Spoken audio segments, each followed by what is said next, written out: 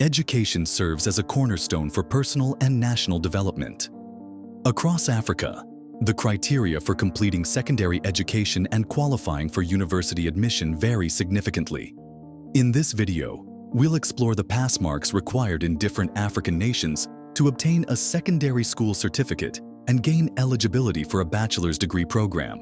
South Africa. In South Africa, the National Senior Certificate, NSC, is awarded to students who meet specific criteria. Here is a summary of the requirements from the Department of Basic Education. The NSC pass rate requirements are as follows. Admission to bachelor studies. I know, Minister, you said you must not say bachelor pass. Admission to bachelor studies. A candidate must obtain at least 40% in his or her home language. And this is compulsory. If you obtain anything less than 40% in your home language, you will not proceed to the next level. Must obtain at least 50% for the candidates for 4 other subjects, excluding life orientation. Must obtain then at least 30% for the language of learning, which is not your mother tongue, is not your language of teaching, learned of the higher education institution. Must obtain at least 30% for 1 other subject and must pass at least 6 of the 7 subjects. Then you shall have obtained an admission to bachelor pass. Then for admission to diploma studies, a candidate must obtain at least 40% home language, and again it's compulsory. Anything less than that is a fail. Must obtain 40% for 3 other subjects, excluding life orientation. Must obtain at least 30% for the language of learning and teaching of the higher education institution and must pass at least 6 of the 7 subjects. So in a nutshell, a student must achieve at least 40% in their home language, a minimum of 50% in 4 other subjects, excluding life orientation, at least 30% in the language of learning and teaching, LOLT, of the tertiary institution. I don't know, man. High percentage, but what's really the quality of our matric, you know?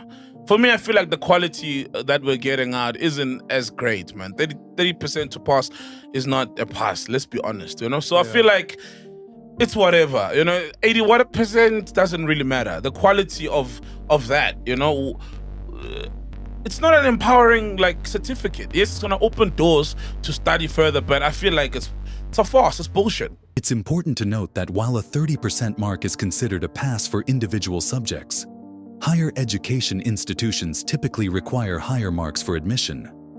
Nigeria. Nigeria utilizes the West African Senior School Certificate Examination, WASCE, as a benchmark for secondary education completion. The grading system is as follows. E1, 75-100%, considered as excellent. B2, 70, 74%, very good. B3, 65 or 69%, good. C4, 60, 64%, credit. C5, 55, 59%, credit. C6, 50, 54%, credit. D7, 45, 49%, pass. E8, 40, 44%, pass. F9, 0, 39%, fail. For university admission, students are generally required to have at least 5 credits. Grades A1 to C6, that is above 50% in relevant subjects, including English and mathematics. Kenya. In Kenya, the Kenya Certificate of Secondary Education, KCSE, is the standard assessment for secondary school students. The grading scale is A+, 80, 100%, A, 75, 79%, B+, 70, 74%, B, 65, 69%, B-, 60, 64%, C+, 55, 59%, C, 50, 54%, C-, 45, 49%, D plus, 40, 44%, D, 35, 39%, D minus, 30, 34%. To be eligible for bachelor's degree programs, students must achieve a minimum mean grade of C+, that is, 55, 59%.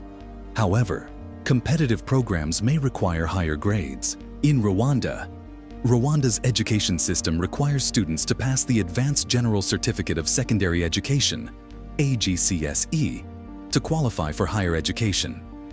Admission to most university programs necessitates passes in at least 2 subjects with a minimum grade of C. Coming to Botswana. In Botswana, students complete the Botswana General Certificate of Secondary Education, BGCSE. To pursue university education, achieving at least 50% is the standard requirement.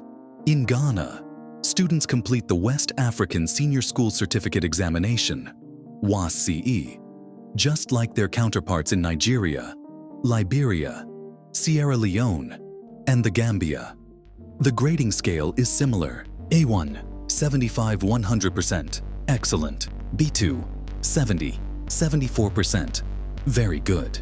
B3, 65 or 69%, good. C4, 60, 64%, credit. C5, 55, 59%, credit. C6, 50, 54%, credit.